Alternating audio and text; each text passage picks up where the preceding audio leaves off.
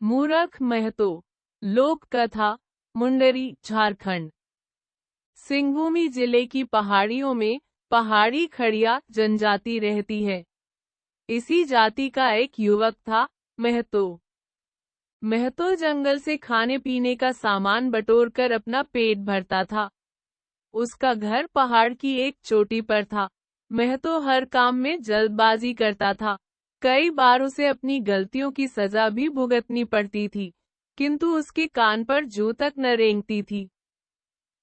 एक बार वह रात को झरने के पास बैठा बांसुरी बजा रहा था। तभी उसकी नजर एक सुंदर हाथी पर पड़ी। हाथी के शरीर पर बहुमूल्य आभूषण थे।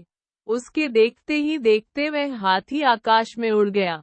तब महतो की समझ में आया कि वह तो इंद्र का हाथी ऐरावत था। अगली रात महतो फिर उसी स्थान पर आकर बैठ गया। उसने हाथी को घूमते देखा तो मन ही मन कुछ निश्चय कर लिया। जैसे ही ऐरावत उड़ने लगा तो वह उसकी पूंछ पकड़कर लटक गया। हाथी उसे स्वर्गलोक में ले गया।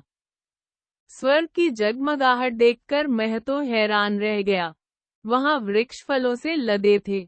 दूध की नदियां बह रही थी। चारों तरफ फूलों की खुशबू ही खुशबू थी। पकवानों से थाल भरे थे। महतो को वहां किसी ने नहीं देखा। वह जी भरकर घूमा। उसने पेट भरकर खाना खाया और पेड़ की छांव में सो गया। ज्यादा देर रुकने पर पकड़े जाने का भय था, इसलिए वह उसी रात हाथी की पूंछ से लटककर धरती पर आ गया। महतो ने घर आकर मां को सारी बात बताई तो उसने विश्वास नहीं किया। जब महतो ने अपनी कसम देकर कहा तो मां मान गई और बेटे को चेतावनी दी। महतो, किसी से यह बात मत कहना वरना लोग पागल समझेंगे। महतो ने भला मां की बात कब सुनी थी। उसके लिए बात हजम करना भारी हो गया। उसने गांव के मुखिया से जाकर कहा, वाह भई, स्वर्ग के तो क्या कहने। हरियाली देखकर आंखें शीतल हो गईं। मुखिया बोला, कैसी मूर्खों सी बातें करते हो। तुमने जीते जी स्वर्ग कहां से देख लिया। लगता है कोई सपना देखा है। नहीं मुखिया जी, मैं तो सचमुच स्वर्ग गया था। ऐरावत की पूंछ पकड़कर लटक गया और उसी तरह वापस भी आ गया। कहो तो आपको भी ले चलूं। मुखिया ने सोचा कि चलो इस बहाने पता भी चल जाएगा कि कहीं महतो गप तो नहीं मार रहा है। मुखिया अपनी पत्नी को बताने गया तो वह पीछे पड़ गई। वह भी साथ जाना चाहती थी। इसी तरह मुखिया की माँ, बाप, बच्चे व बुआ आदि साथ जाने की जिद पर अड़ गए। महतो की मां ने उसे लाख समझाया कि वह किसी को भी साथ न ले जाए, पर उसने एक न सुनी। अगली रात ऐरावत हाथी पृथ्वी पर उतरा। जब वह घूमकर जाने लगा तो महतो ने उसकी पूंछ पकड़ ली। मुखिया ने महतो को कमर से पकड़ लिया।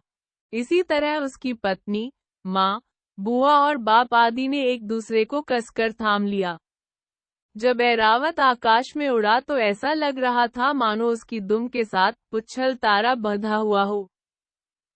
मुखिया बेचारा घबराया हुआ था। अपनी घबराहट छिपाने के लिए उसने महतो से पूछा, क्या स्वर्गलोक बहुत बड़ा है। महतो बोला, हाँ, सचमुच बहुत बड़ा है। मुखिया ने पूछा, क्या हमारी पृथ्वी से भी बड़ा है। महतो ने बात करते करते अचानक दोनों हाथ फैलाकर कहा, हमारी पृथ्वी से तो इतना बड़ा है। उसके हाथ छोड़ते ही सभी पृथ्वी की ओर गिरने लगे। ऐरावत तो स्वर्ग पहुंच गया, किंतु वे सभी गिरकर मर गए। सच ही तो है, मूर्ख व्यक्ति का साथ कभी न दे, नहीं तो वही हाल होगा जो मुखिया के परिवार का हुआ।